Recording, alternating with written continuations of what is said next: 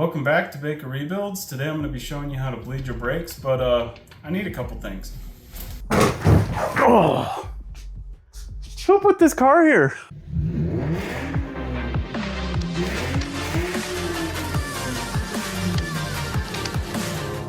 Wake up to the sound of thunder, like it was in my ear. Are you gonna wait forever?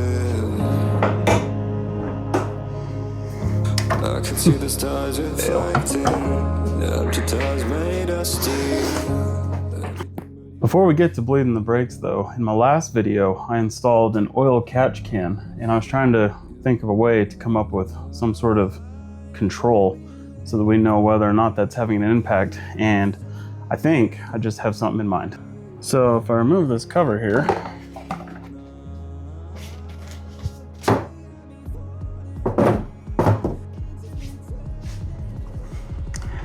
you can see there's this hose that comes off the driver's side of the intake manifold housing and comes over and attaches to my air filter box, my air intake box.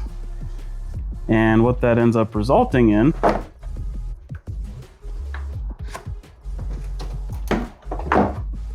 is a dirty, oily, and you can see the lines here. This is basically oil soaked on either side air filter. And so I'm hoping with the catch can pulling out that much more oil from my intake manifold area, if nothing else, I'll at least have a cleaner intake air filter, which should lead to cleaner combustion, if nothing else.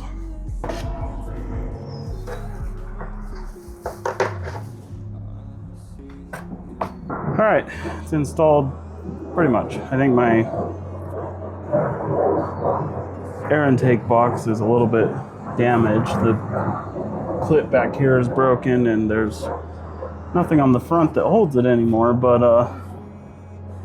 we'll just have to replace that one of these days. I think I'm also going to pull off my intake throttle body so that I can see how much oil or buildup is on that, see whether or not it's clean, and if I need to, I'll give it a cleaning.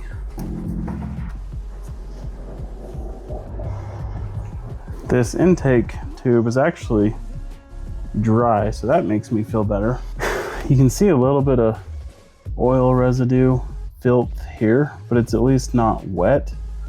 When we bought this car, cylinder number 2 actually had no piston rings. They were just gone. So it was operating on 7 cylinders. Surprisingly, it ran. We were able to get it back up to Logan. But that could be part of why this is here. I don't know that we ever cleaned the throttle body. So today's the day.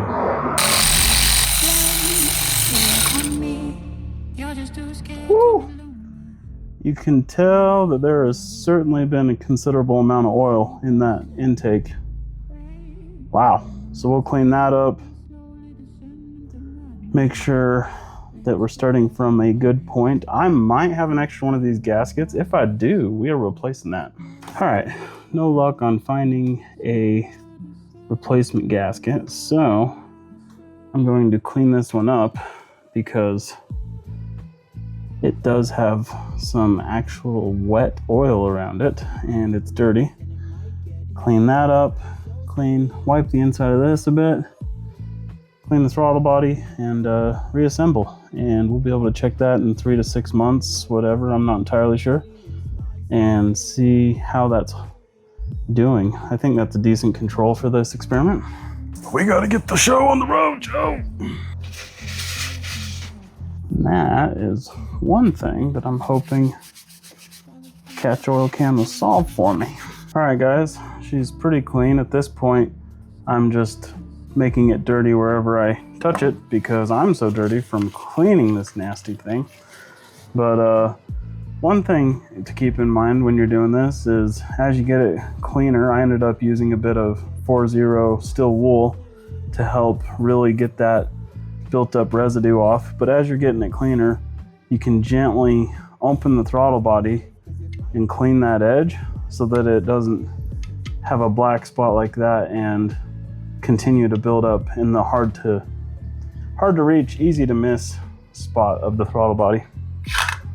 As I was saying that, I realized that I had not cleaned the ring of burnt up oil or whatnot along the edge of the throttle body housing where the flap sits.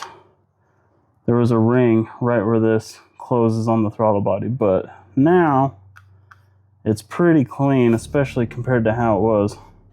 So I'll just reassemble it. Keep in mind, you seal dry gaskets dry, wet gaskets wet. Throw these nasty rags away. Keep the steel wool for the next project since I only got some oil residue in it.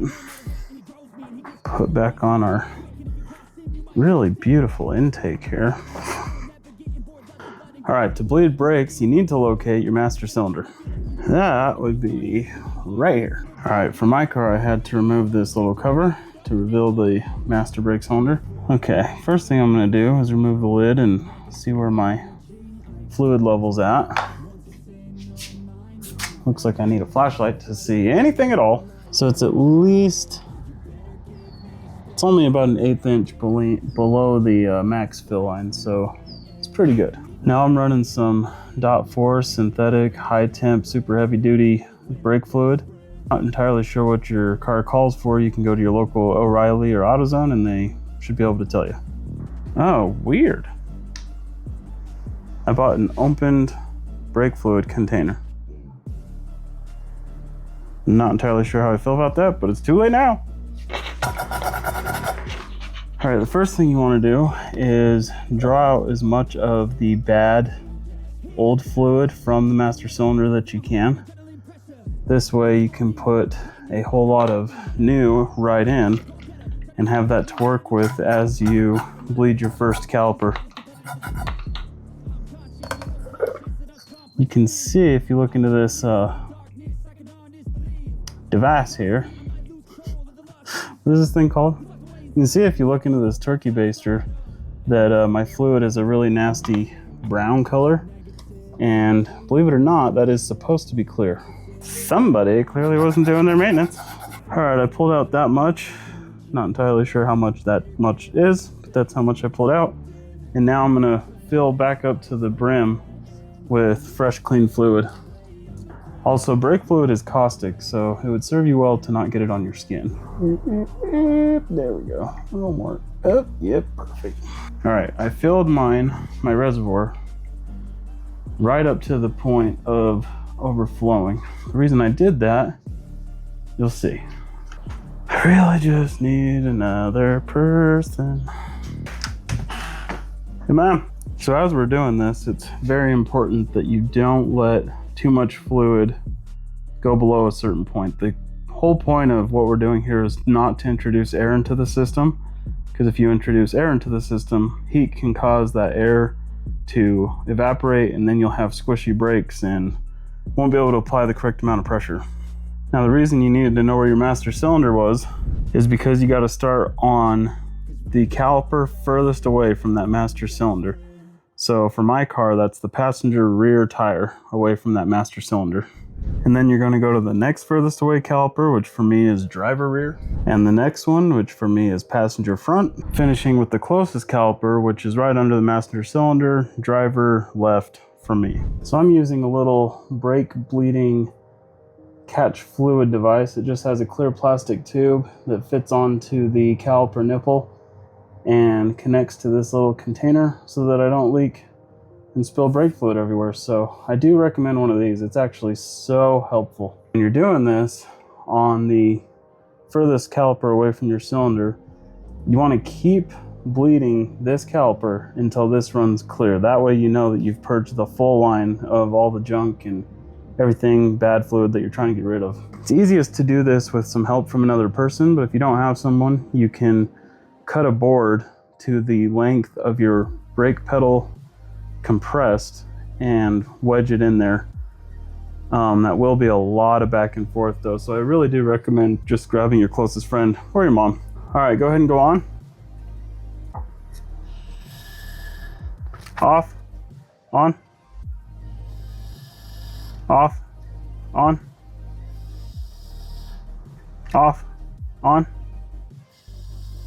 Okay, at this point you can see that the fluid coming out is getting considerably lighter in color. So we are succeeding at what we want to do, but this truly should be clear and it's still got a yellowish tinge to it. So I'm gonna drain my cup one more time and we'll keep going.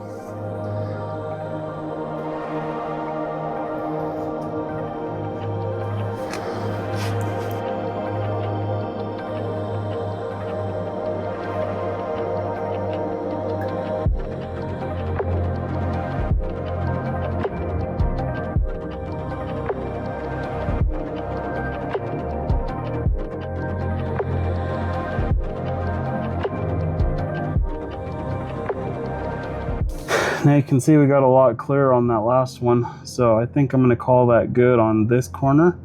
I'm just going to do good maintenance on my car moving forward and bleed the brakes like every, I don't know, 2 years? What's recommended on that?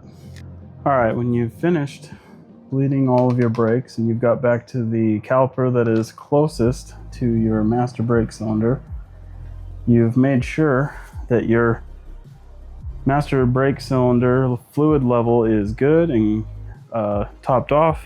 Put the cap back on.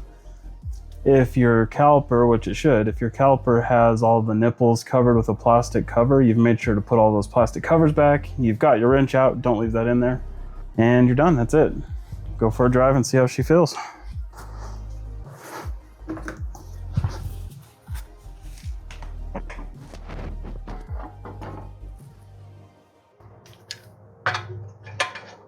I'm gonna link this brake bleeding device in the description below, as well as a turkey baster just because it's useful, and some .3 and .4 brake fluid so that if you want to bleed your brakes as well, you can. Now you see me rattle gun my lug nuts and stuff tight all the time with this impact, but keep in mind that I have Milwaukee's 1 key, so my number 1 setting is set to about 80 foot-pounds, and I'm going to torque these to 90 with the torque wrench.